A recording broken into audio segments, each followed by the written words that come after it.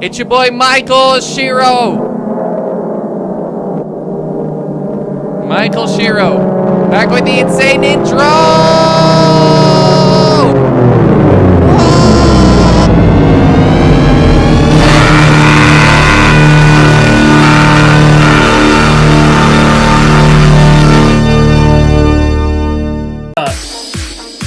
Alright, Michael, congratulations on 2,000 subscribers. That is really awesome.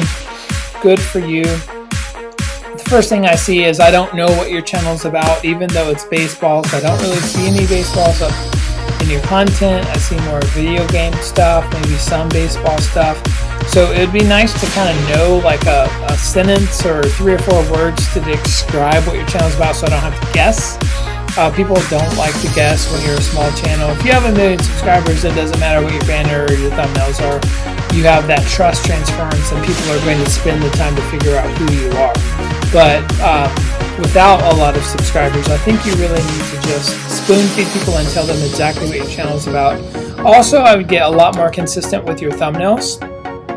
If I looked at any one of these different themed thumbnails, I would think it's from a different channel.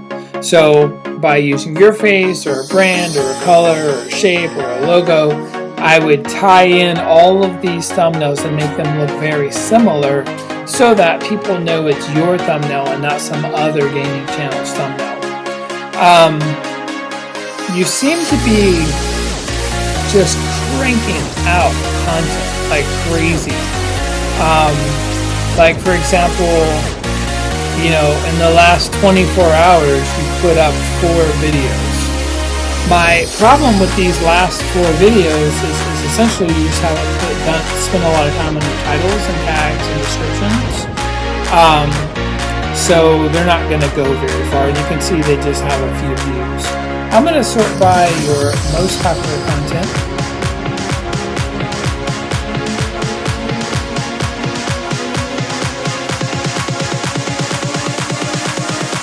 And it's cool that your content's all over the place, but I really would try to make your content about one thing. I would focus all of your energy on either like one major video game or baseball or whatever it is, or whatever it is that you're passionate about. The way the YouTube candidate AI works, according to a paper I read from YouTube, is basically they look at watch history and then they try to figure out what your channel is about based on watch history and tags, thousand descriptions, closed captions, and all these things, and try to decipher if people's are candidates for your content based on the watch history. If you're talking about a different country and baseball and Fortnite and all these other games, it's just going to be really, really, really difficult for YouTube to understand what you are the perceived thought leader on, so that they can, you know, if people watch Fortnite videos all the time, then maybe they'll share your content. But if you're all over the place, they're not going to know what your channel focus is about. So I would focus on your channel focus.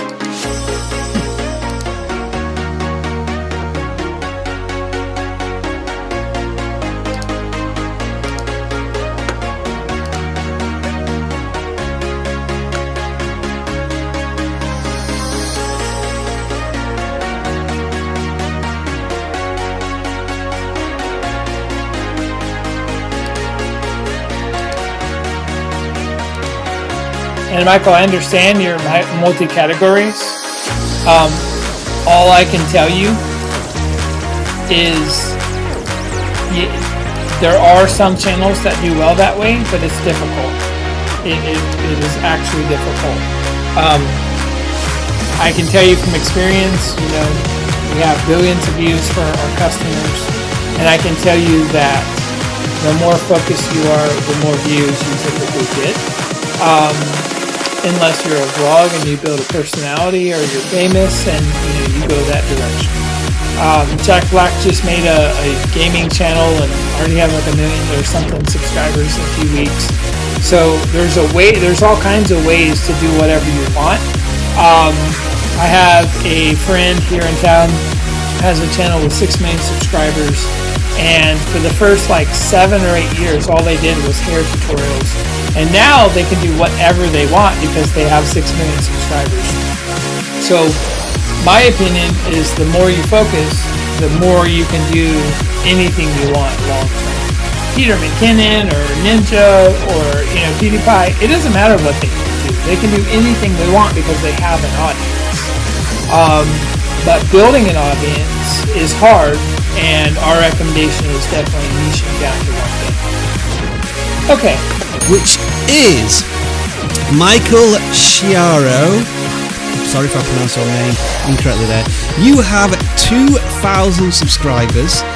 You have some baseballs as your channel banner, and then you have videos about Fortnite with random numbers on there.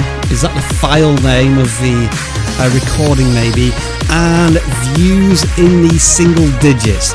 So Jeremy, I'm going to ask you a question here. What do you think that we can see here that there's something perhaps fundamentally inconsistent with this channel, or something that's not right, or what do you think that might be? I'm going to say that they got their subscribers from non-Fortnite stuff. So if you sort by most viewed, my theory is they did not get popular on Fortnite. I could be wrong.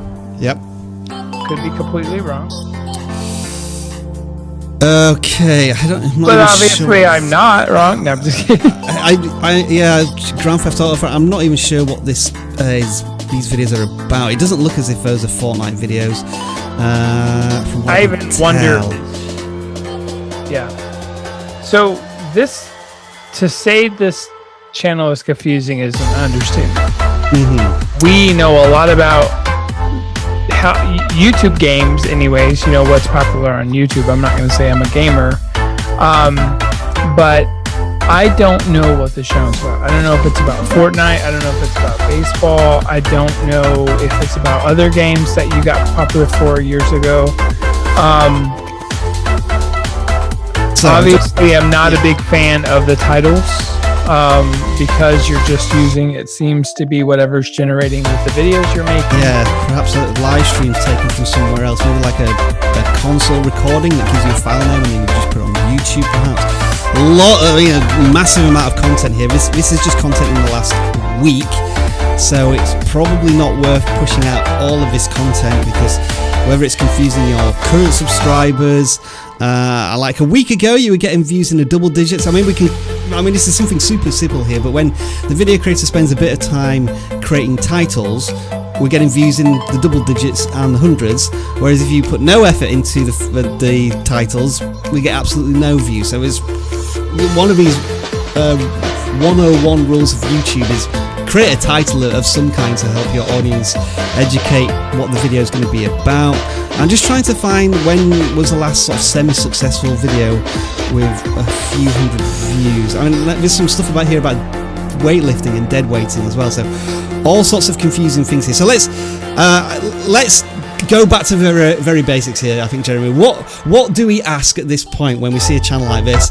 And the simple question is, what is your focus? What do you really want to spread a message about on YouTube, and how are you going to stick to it, and how are you going to make yourself different? And it feels as if you're jumping from topic to topic, and you've had some success in the past with certain topics and videos. Why did you not stick around on them? Why are you trying to do Fortnite now? And what's your current strategy in terms of output? Because it seems to be you just press record and then you press stop and then the video's on YouTube and then you just move on to something else. And it feels as if just having content on YouTube is what you want to do, and you're not thinking about the metadata, the thumbnails, and how an audience is going to approach it. That's my perspective. Any additional thoughts there, Jeremy? What's interesting is he's definitely spent a lot of time in the past doing great thumbnails and titles. Yeah. So I would just say never upload a video on YouTube unless it's thoughtful and purposeful. The titles, the thumbnails, everything. There's like 2 random videos here which is to do with Bobby Crosby home run compilation, which get like 1,000 views and 200 views, and then we're on to Fortnite stuff again. So it's just always about, it seems like the creator goes back to Fortnite and those videos don't perform well, but then there's other sort of random videos here and there that do a little bit better. So yeah, channel focus I think is certainly where this channel just sort of needs to do a bit of a soft reboot of a channel to determine where you're going to go in the future for the next few months. All right, Jeremy, I'm going to let you lead with this one because this is an interesting channel. I want to know what you think of the idea and the concept. Which we're going to go to is Michael Schiro. Is that how you pronounce his surname? I'm not sure. Baseballs at the top, and then gaming here. I think, Travis, when we were going through picking the channels, I think your exact phrase was you were trying to find new channels that had lost their way. Was this one of yours? I think we both had selected. I think it was either this one or another one we both selected. No, it wasn't this one. It was another one. But yes, I did select this one. So yeah, like I think it comes to. It's interesting because I see a bunch of stuff about Lollipop. I'm not sure what that is. How do you say it, Dan? I know you can say it. Wait, what are we looking at? What are we looking at here? The top, at the very top. Fourth video over. Oh, Quebble Cop? Quebble Cop. Yeah, sure. None of us have heard of that one. So, but I guess the point is like, so I see some Fortnite stuff, and then I see like the Sluggo Man holding, I don't know what that is. Like, there's so many different things going on here that I have to keep bringing up the same thing. That first of all, Fortnite 238, 237, 236 Part 2. Like, these titles are going to be very difficult to get people to find view-wise. Like, no one's searching for that, and even if they found it, how would they remember which number they watched? Did I watch 236 Part 1 or did I watch 238 Part 1? Should we assume that all of these may be live streams, so there's not much thought on planning going into each of these, given the length of a lot of them? Probably. I would suggest. Yeah. I mean, if you're not telling me what I can expect out of the video, the chances of me clicking it are practically zero. So it looks like when the live streams are going, you got some views, but the reality is new game is not compelling enough with a dark thumbnail for me to ever click that. So definitely be thinking about your thumbnail and title. It feels like something that we say a lot of, but it's so incredible. Look, when you did put a little bit of time into your thumbnails and stuff, you were getting some views. Yeah, I agree. Titles and thumbnail made a huge difference when you stopped doing it, and the views kind of fell off the cliff. So. Yeah, and when you were looking at this Quebble Cop, he was at Vid Summit. The run there. Look at this nice little run of fans views here, and they were trying it for BTS as well, which seems to be doing well. And then straight before that, Dodger Film Softball Series, which then links back to what was at the top here with the channel banner. I think the About section kind of suggests that as well in what they were doing. The baseballs on my thumbnail represent my passion. Fan-made batting cages, bowling, gaming. So channel focus, obviously a question. I mean, you've managed to accrue 2,500 subscribers, so there was some content that was working well for your audience. But I think by now they've probably got a little fatigued with the direction that you're going, and they've kind of abandoned you. So yeah, going back to what Travis said about the focus and like the thumbnails and the titles would have to work harder for you, and when you put some effort in, you do get more results. I'll leave the final word to you on this one, Dan. Well, I'm noticing the videos with the best views are these fan videos where you take other YouTubers and kind of, mostly Jelly it looks like, and make fan compilations and stuff like that. And then recently been doing these live streams, so it just, when you were talking about how they've been a bit fatigued, I'm guessing, after a while you get tired of making fan videos with other YouTubers and you want to interject your own personality. But look at some of the reasons that you're a fan of someone like Jelly. Look at their thumbnails, look at the things they do on their channel, and I'm not saying copy them by any stretch, but putting your own face on it, making thumbnails that are way more clickable and compelling is like a really good place to start. That's one of the reasons his channel does so well, because it's always him reacting and something just nuts on the screen. And that's just one thumbnail, and you click on the video, and the whole video is like that. So it's a good place to start. Like, these people are your inspiration, so try to take some notes. Boom!